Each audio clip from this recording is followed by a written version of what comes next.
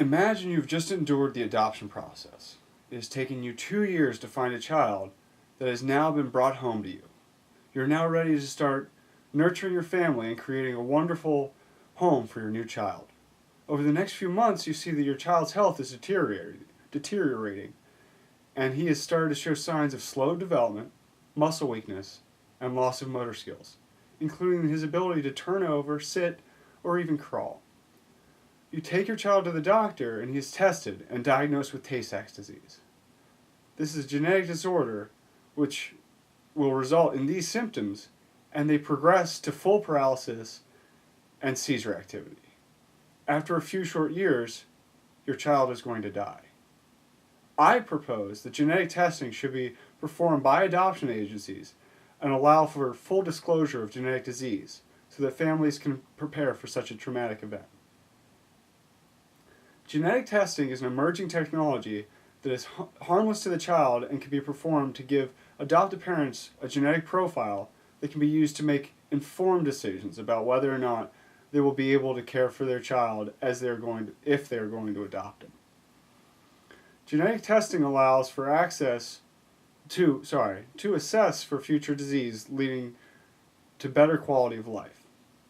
In the above scenario, the family would have been able to prepare for their child's eventual decline and death instead of having to learn about it as it occurred, if genetic testing had been performed. With genetic testing, parents are able to pick a baby with a good genetic background. Parents that plan to conceive normally, man and woman having a child, have the opportunity to have prenatal genetic testing. I've heard of countless parents who are giving birth that say, I don't care whether I'm having a boy or a girl, I just want my child to be healthy. With this is why prenatal testing is performed, and I feel that adoptive parents should be given the same opportunity. Another issue is that babies with genetic disorders require more time and energy and funding to raise.